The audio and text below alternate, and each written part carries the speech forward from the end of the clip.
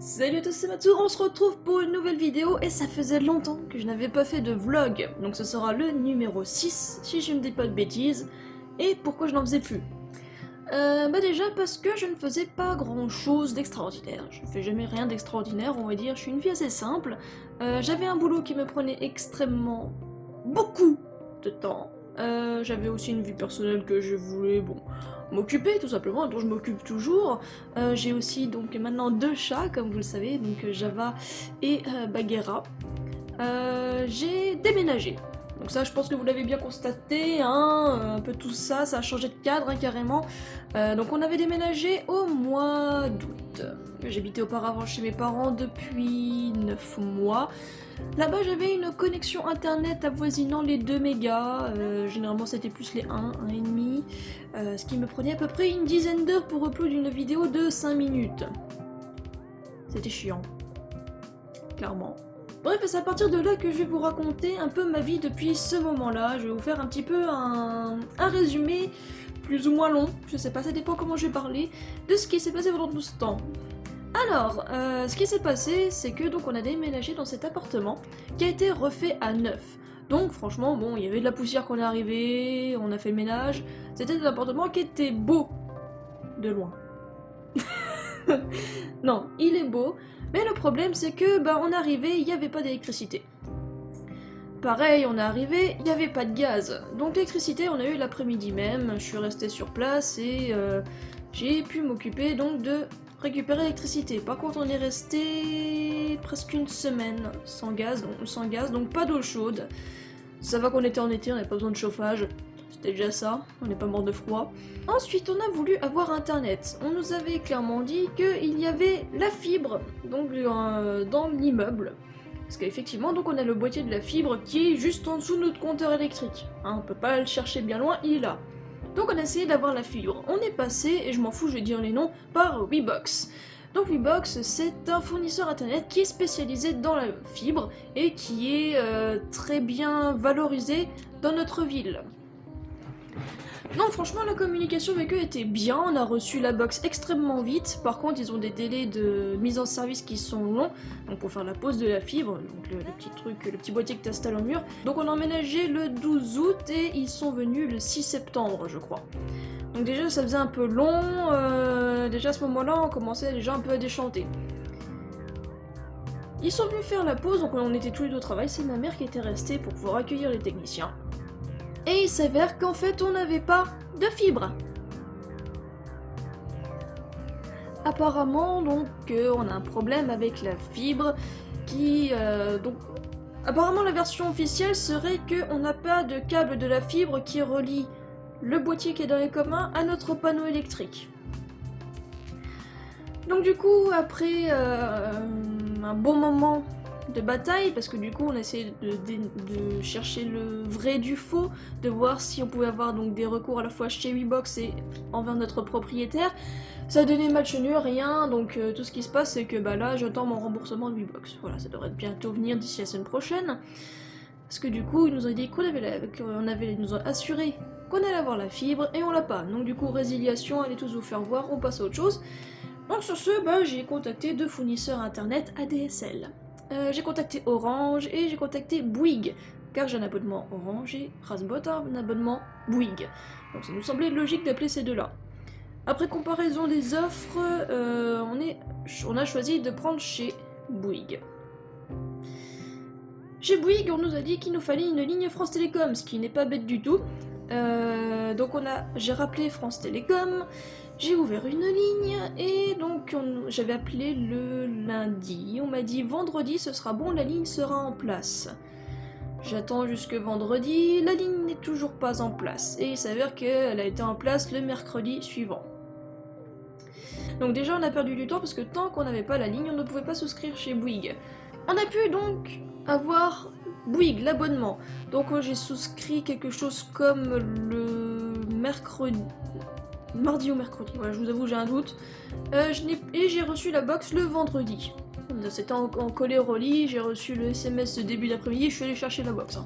Je vais pas chercher plus loin. Donc du coup, j'ai été chercher la box et en entre-temps j'avais reçu aucun message pour dire qu'on avait encore internet. Il s'avère qu'on a dû attendre une semaine supplémentaire donc pour avoir internet.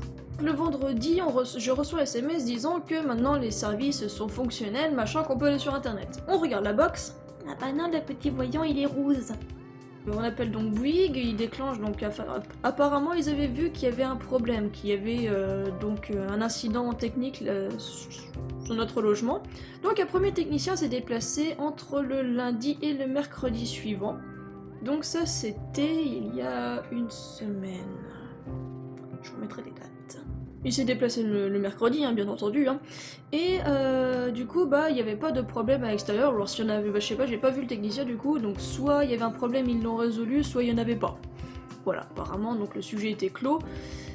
Et donc, finalement, ils avaient marqué le problème en résolu, sauf qu'on n'avait pas encore internet. Donc, le jeudi, je rappelle, bonjour, je voudrais internet. Non, en fait, je leur explique donc à chaque fois, parce que je suis obligée de expliquer toute la situation pour que la personne comprenne le plus rapidement possible.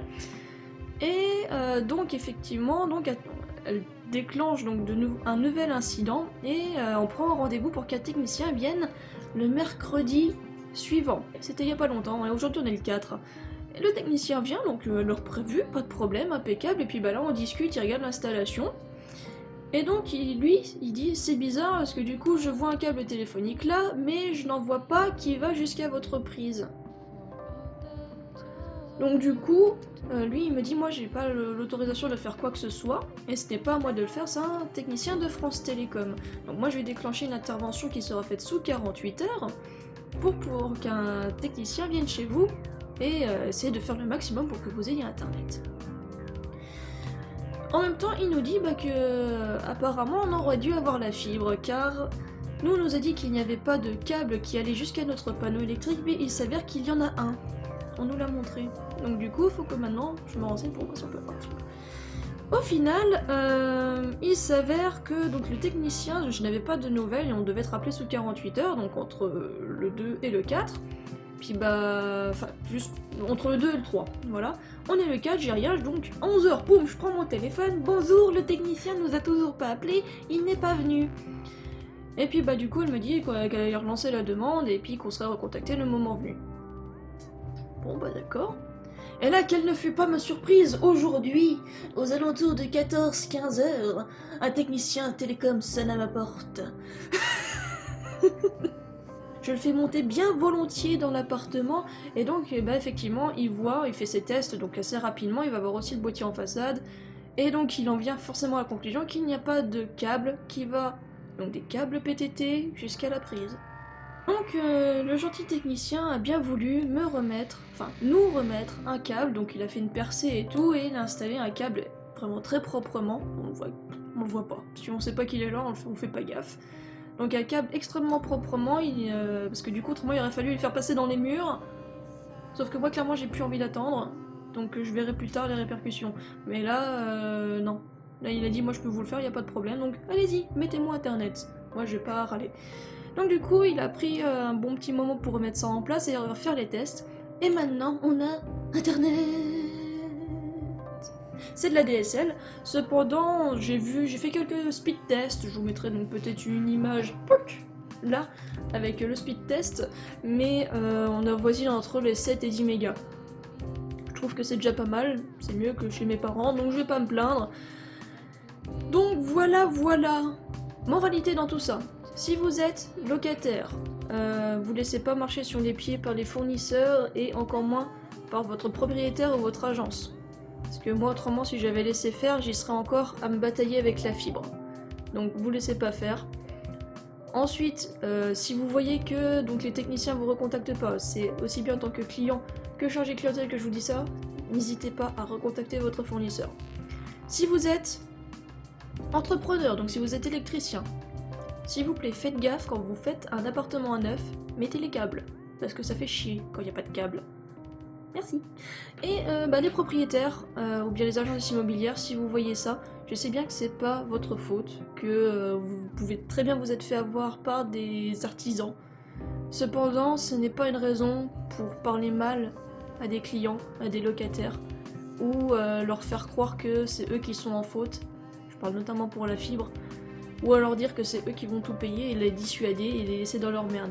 En attendant, j'ai internet, donc ça, c'est cool. Ce qui veut dire que je vais pouvoir donc poster mes vidéos depuis chez moi, et également peut-être reprendre mes vidéos sur ma chaîne gaming, pour ceux que ça intéresse, donc je vais voir ce que je peux faire. Ce qui s'est passé, j'ai fait le choix de continuer d'alimenter ma chaîne Matsu Stories, donc celle sur laquelle je poste ce vlog actuellement. Tout simplement parce que, comme je n'avais pas internet, j'ai acheté pas mal de mangas sur cette période. C'est vraiment la période où j'ai acheté le plus de mangas ces 3 derniers mois. J'avais de quoi vous faire des vidéos. Et donc du coup, je me suis dit ce serait mieux. Car j'essaie de faire aussi, hein, j'avais acheté un jeu, donc Naruto Ultimate Storm 4, si je dis pas de bêtises. Donc du coup j'avais acheté ce jeu parce que courant septembre, il y avait eu une offre Steam, il était à 15 ou 16 € au lieu de 59. Donc je vous avoue, j'ai pas craché dessus, j'ai sauté dessus. Par contre, il m'a fallu 1 mois et demi avant de pouvoir le télécharger, et encore, on a dû aller chez les parents de Rasbot pour pouvoir le télécharger. C'est à 5 heures de route. Ça a été dur, mais je pense que là... Donc là, Rasbot n'est pas encore rentré du travail. Je vais lui dire directement à ce moment-là, et je pense qu'on va être tous les deux heureux. On n'a pas la fibre, en tout cas pas pour le moment, on verra plus tard. Là pour l'instant, on va juste se contenter d'avoir internet tout court. Mais là, je vais pouvoir revoir toutes les séries que je n'ai pas pu voir.